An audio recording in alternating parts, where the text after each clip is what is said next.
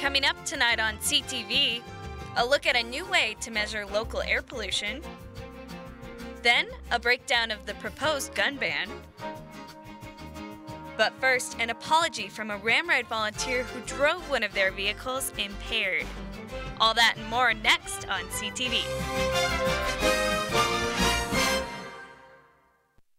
Good evening and welcome to CTV on this Wednesday, February 6th. I'm Wayne Stafford. And I'm Mackenzie O'Keefe. We have CTV reporter Tom Mullen in the Information Center with tonight's top story. Tom? According to its website, Ramride provides a safe, non-judgmental ride home for CSU students with the goal of improving the safety of the community. Last Friday morning, one volunteer was charged with being under the influence of marijuana while driving a Ramride vehicle. Let's take a look. Early Friday morning, Colorado State Police pulled over and arrested a Ramride volunteer on multiple charges. CTV spoke with ASCSU President Regina Martell for more information. There was a driver who was pulled over during nightly operations and from there was arrested. And since then, it has given Ramride a great opportunity to try and fix anything that was wrong and really take a hard look at our policies and procedures that we have in place. That driver was freshman Carl Laborde, who had been smoking marijuana that night. Police pulled over Laborde on College Avenue for speeding. If anybody on College, and if everybody knows Fort Collins area, College is a 30-mile-an-hour street. I believe myself to be doing 35, but that's still over the speed limit. He pulled me over, so I was doing 39. Then he looked at us and said that he smelled marijuana in the car. Laborde was charged with speeding, driving under the influence of drugs, possession of drug paraphernalia, and possession of marijuana. ASCSU see this incident as an opportunity to fix whatever went wrong and to avoid problems like this in the future. We have just been trying to figure out what went wrong on our end, if anything, and how we can mitigate it in the future. Really, our main focus has been Ramride and how we can make sure that this doesn't happen again. After being released, Laborde claims to have gotten rid of his marijuana paraphernalia and apologizes for his action. I am extremely sorry. I made a mistake. I had a habit that I thought that I was in control of. Obviously, it was stupid, very stupid of me to decide to smoke while I was doing Ramride. No matter what I say, physically, biologically, I was impaired. I have in my hand here the Ramride volunteer contract. According to ASCSU, students who sign this are expected to follow the school's code of conduct and overall be a safe driver or navigator. ASCSU is currently reviewing its policies and procedures to see where improvements can be made, so I guess we'll just have to wait and see. Back to you, Mackenzie. Thanks, Tom. The U.S. Postal Service announced on Wednesday that they will stop delivering mail on Saturdays, but will continue to deliver packages 6 days a week.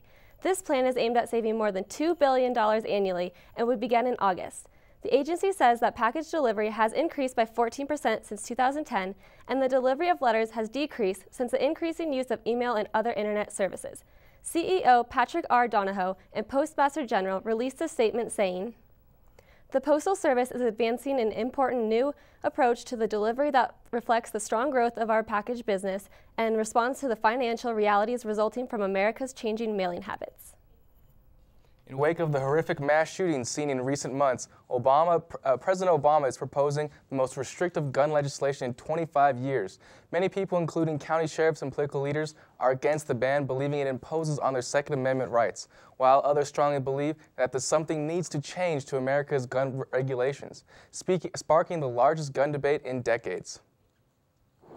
Here at Rocky Mountain Shooter Supply, many Fort Collins residents who love to take their rifles and hit the ranges, they soon have their favorite pastime cut short. Obama's 23 executive actions break down to 4 main points: making every firearm sale go through federal background checks, banning assault weapons, which includes a laundry list of automatic firearms and single-shot rifles, having armed guards at all public schools, and increase access to public health services. With the Obama gun ban, guns like these won't be available to the public.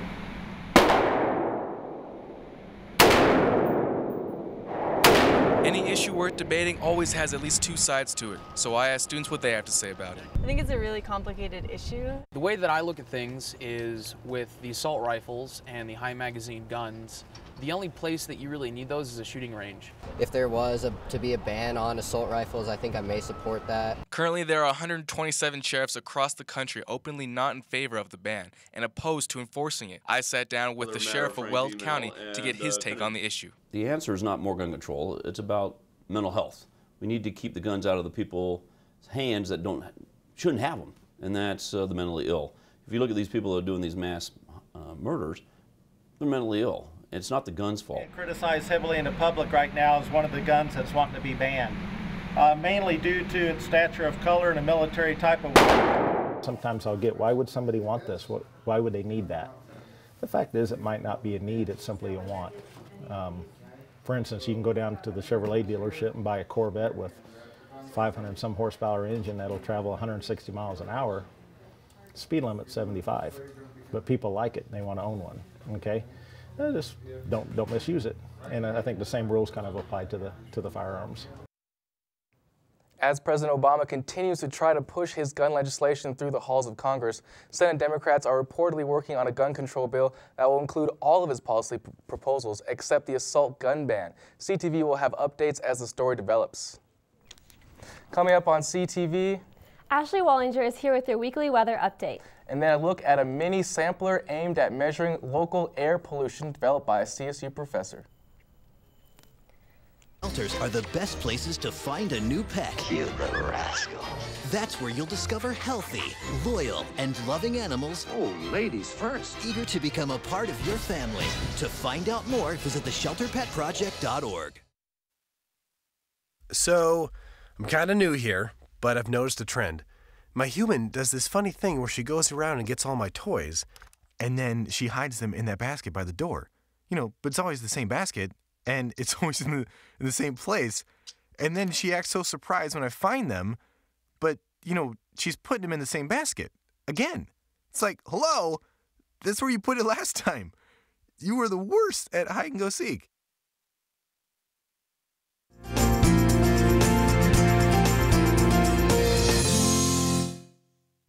Those gray skies and colder air out there today can mean only one thing. A cold front is moving into our area. A weak front will be hitting northeastern Colorado tonight, but most of the snowfall will be hitting the mountains. We may see some scattered showers throughout the night, but it will be mostly clear and cloudy overnight here. We can see the effects of the front moving into our area by taking a look at the highs across the state today. It's 38 in Lyman, 56 in Denver, and 54 here in Fort Collins. Our real chance for snow comes this weekend. Our highs stay near the 50s through Friday, but another front moves in Saturday night, which is when we'll see the most snow. The temps will drop significantly, with highs only in the 30s and lows just in the teens.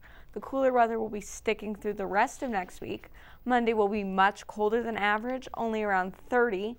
It dries out through the middle part of the week, and the sun should clear out most of the weekend snow. Watch Channel 11 every Wednesday night at 8 for your updated weekly forecast. For CTV Weather, I'm Ashley Wallinger. Stay warm out there, Rams. Now back to you, Mackenzie. Thanks, Ashley. After Fort Collins spent last summer in smoke due to the High Park fire, a CSU professor came up with a new way to measure air pollution. CTV reporter Katie Huss has the story. Beijing, China, Los Angeles, California, some of the world's most polluted cities. After a summer wrought with flames, Fort Collins joined these smoky heavyweights. CSU Associate Professor John Volkins and his research partner Chuck Henry happened to have the right idea at just the right time. Unfortunately for the community, but fortunately for us, the High Park fire provided a really great opportunity to measure air pollution in Fort Collins. We put a tiny little device on your shoulder that breathes the same air you're breathing over about a 24-hour period. After 24 hours, then we take a small piece of the filter inside that sampler and we analyze it with this new technology we've developed in our lab. Average pollution levels in Colorado typically rest between 5 and 10 micrograms per cubic meter, about 5 units less than the national average. We saw levels in the city in excess of 300 micrograms per cubic meter, or 10 times the standard. This little paper-based device costs less than a nickel to make, and that makes analyzing for the air pollution very inexpensive and very efficient. While pollution levels in Fort Collins have nearly returned to normal, Vulcan says it's still important for people to be aware of what they're taking in. We want to raise awareness about air pollution. We want to educate people about how to understand air pollution and where it comes from. And we believe this technology can empower them to do that. The samplers will cost less than a nickel to make in hopes of measuring the local air pollution in an inexpensive way. Up next, find out which Rockies player was charged with a DUI Wednesday morning. Then an international update from CTV reporter Katie Spencer. Stay tuned for a quick tour of her new home in Sorrento, Italy. And later we'll take an inside look at the latest comedy put on by the CSU Theater Program. Bring out the action hero in you. Be part of the greatest action movie ever. Show us how you train and eat like an action hero. Join in at actionheroalliance.com.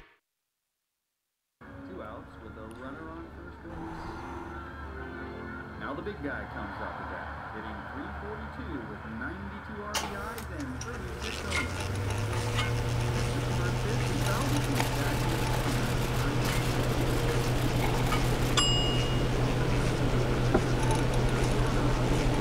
homers. Chill raw and prepared foods promptly. 1 in 6 Americans will get sick from food poisoning this year. Keep your family safer. Check your steps at foodsafety.gov.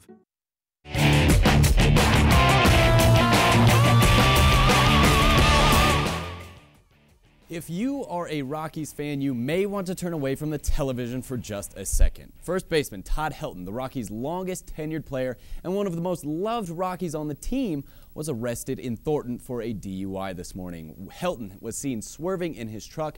Cops caught up to him at a gas station and then made the arrest there. Helton was released from jail this morning, but it is very disappointing news considering most fans probably consider him their favorite player on the team. Hopefully all this will be sorted out come April. Let's move on to CSU football. Today was signing day, the day where all the high school athletes commit to the colleges they'll be going to. The Rams were busy today, and they signed 24 new recruits, 5 from Colorado, 6 from California, and 3 from Texas, just to name some. Coach Mack said this afternoon that the team addressed a lot of needs, especially at wide receiver. He wasn't kidding. The Rams signed 4 wide receivers today, and none of them were shorter than 6 feet 2 inches. So let's take a look at a few signees that you should be excited about next year. We'll start with the position Coach Mack talked about, and that is receiver. Let's take a look at 2 of them. First up, Elroy Masters, the 3-star recruit out of Arizona. He's 6'2", 208 pounds, and Broncos fans may liken his ability to Demaryius Thomas. Very fast and very physical. Williams averaged nearly 26 yards per catch his senior season and scored 14 touchdowns. Let's move on to a speed receiver, Rashard Higgins out of Mesquite, Texas. Higgins caught 69 balls for 1,100 yards and 10 touchdowns as a senior.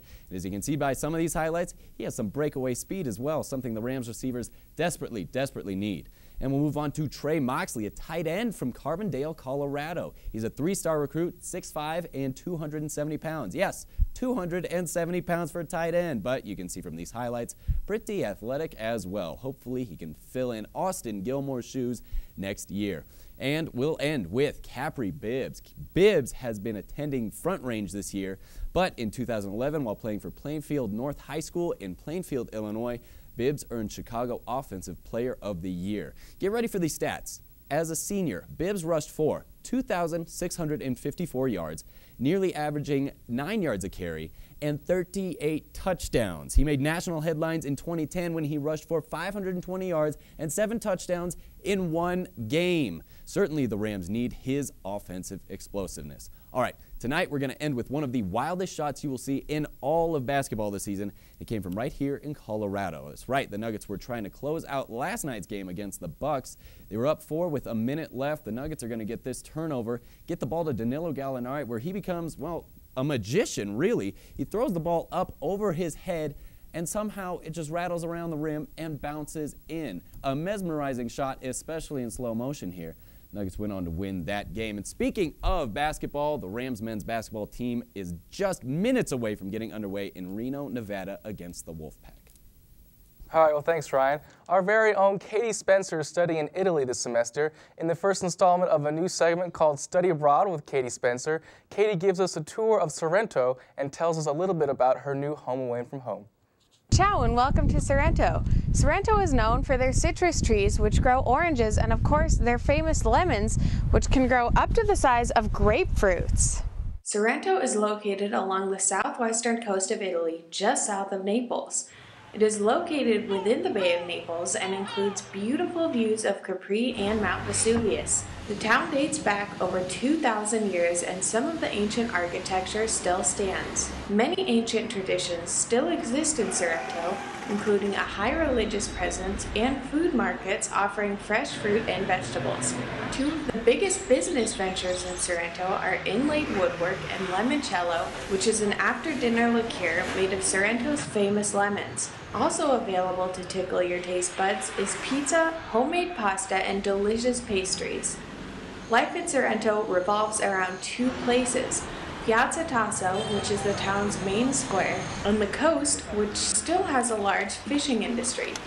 Sorrento is a beautiful place to live and a great place to visit. Reporting from Sorrento, Italy, this is Katie Spencer, CTV News. Join us next week to see what else Katie's been up to as she continues her European adventures with us. This weekend is your last chance to get a fill of comedy, romance, and sci-fi, all brought to you by the CSU Theater Program. 250 tickets were sold during the weekend opening of Comedy Potential. This futuristic play explores the possibilities of humans falling in love with actor robots, called Actoids. This play is staged in a theater in the round style, the first ever at CSU where the audience surrounds the entire stage. Director Eric Prince explained the challenges and advantages this has posed for the play in its entirety. Used to working so close to an audience. If you think about it, nobody in the audience is more than 3 rows away from the actor. You can reach out and touch them if you're on the front row. Up next, CTV reporter Christian Zamora is here with the latest Ram Entertainment news. Don't go away. Places. Uptown. But when we live united, we create real lasting change in the education, income, and health of our country. Real change won't happen without you. So give, advocate, volunteer, Live United. Sign up at liveunited.org. Welcome to the first ever Ram Entertainment segment, your weekly entertainment segment named after our noble mascot, the Ram. My name is Christian Zamora, and I'll be here to get you through every hump day during the school year. Here are tonight's top entertainment stories. We have great news for those Britney Spears fans out there. The Toxic Singer is packing up her bags, children, and lip syncing in order to make the move to Sin City. That's right, folks. Named the Holy Spirit by fans, Spears will start performing every week at a yet-to-be-revealed Vegas casino. Rumors of Spears' Vegas gig went rampant after her puppy Hannah tweeted, "Mommy, our dog's allowed to gamble in Vegas. Gonna cash all my bones in for chips." Extra TV then confirmed these rumors as fact after speaking directly with Spears' manager, Larry Rudolph, who then went on to say he'd be shocked if it didn't happen. What Spears' performance will look like on stage is uncertain, but one thing is for sure, Hannah Spears is the most influential canine since the Taco Bell Chihuahua. Sunday marked the 47th Super Bowl, and the only day of the year where gay men tune in to watch an objectified woman perform, and straight men tune into the same program to watch a bunch of men in tight clothing play with balls. Roughly 108 million viewers tuned in to watch Ravens beat the San Francisco 49ers. But let's face it, most people tuned in to watch Beyonce slay the halftime stage and reunite her early 2000s girl band Destiny's Child.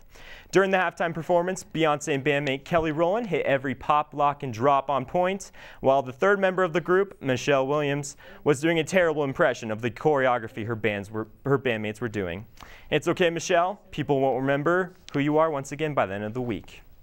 That's all the totally relevant in your life celebrity news we have time for today. Until another Celebrities Dog Tweets, I'm Christian Zamora for Ram Entertainment. Ramen for short. Thanks, Christian. That's all the time we have for you tonight. Be sure to follow us on Facebook and Twitter at CTV11 or check out our website at ctv11.com. Have a great night.